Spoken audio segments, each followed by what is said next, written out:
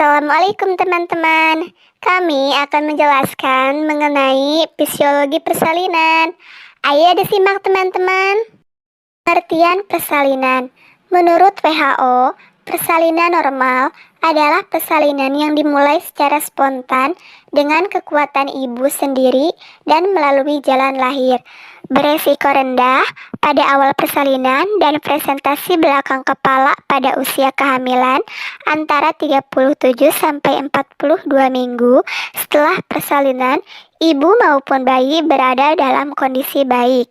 Fisiologi persalinan. Proses persalinan dapat terjadi dengan adanya perubahan hormon estrogen, progesteron, prostaglandin, uterus yang menjadi besar dan meregang, tekanan pada ganglion cervical dan penurunan fungsi plasenta. Selain hal tersebut, persalinan juga dipengaruhi oleh 3 faktor P, yaitu yang pertama power atau tenaga, yang kedua his atau kontraksi otot rahim, di mana menurut Val-nya, his persalinan dapat dibagi atas his pembukaan dan his pengeluaran.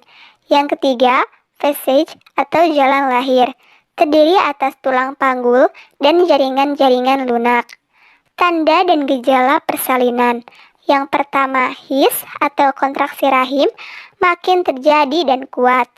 Yang kedua, adanya pengeluaran lendir bercampur darah. Yang ketiga, pada pemeriksaan dalam diketahui perlunakan, perdarahan, dan pembukaan serviks. Halo teman-teman, penjelasan selanjutnya akan dijelaskan oleh saya ya. Proses persalinan terdiri dari 4 kala. Yang pertama ada kala 1, mulainya kontraksi uterus hingga mencapai pembukaan lengkap. Kala 1 dibagi menjadi 2 fase. A. Fase laten, dimulai sejak awal kontraksi yang menyebabkan penipisan dan pembukaan serviks secara bertahap. Pembukaan serviks hingga 3 cm, berlangsung kurang lebih 8 jam. B. Fase aktif, serviks membuka dari 4 cm sampai 10 cm. Fase ini dapat dibagi menjadi 3 macam. Yang ke-1, ada fase akselerasi dari pembukaan 3-4 cm yang dicapai dalam 2 jam. Kedua, fase dilatasi maksimal dari pembukaan 4-9 cm yang dicapai dalam 2 jam. Ketiga, fase deselerasi dari pembukaan 9-10 cm selama 2 jam. Kala 2, dimulai dari pembukaan sampai bayi lahir, lamanya pada primi kurang lebih 1 jam dan pada multi kurang lebih setengah jam. Tanda dan gejala kala 2. Yang pertama, ibu mempunyai keinginan untuk meneran. Kedua, ibu merasakan tekanan yang semakin meningkat pada rektum dan vagina. Ketiga, perineum menonjol. Keempat, vulva vagina dan sphincter anal membuka.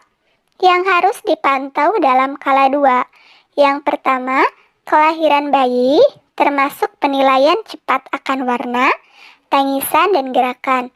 Kedua, nadi ibu. Ketiga, TFU. Keempat, kontraksi uterus. Dan kelima, janin kedua. Diagnosis kala 2 persalinan dapat ditegakkan atas dasar hasil VT yang menunjukkan pembukaan serviks lengkap dan terlihatnya kepala bayi di introitus vagina. Kala 3, dimulainya setelah bayi lahir dengan lahirnya plasenta yang berlangsung 6-15 menit.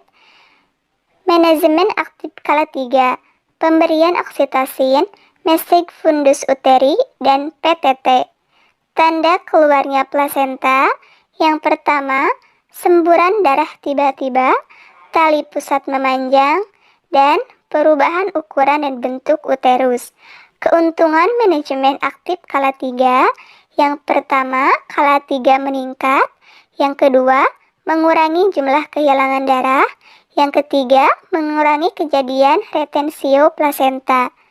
Yang harus dipantau pada kala 3, kontraksi uterus, tanda pelepasan plasenta, dan perdarahan.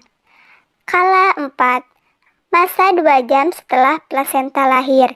Yang perlu diobservasi, tekanan darah, nadi, suhu, tinggi fundus uteri, kontraksi, dan perdarahan per vagina.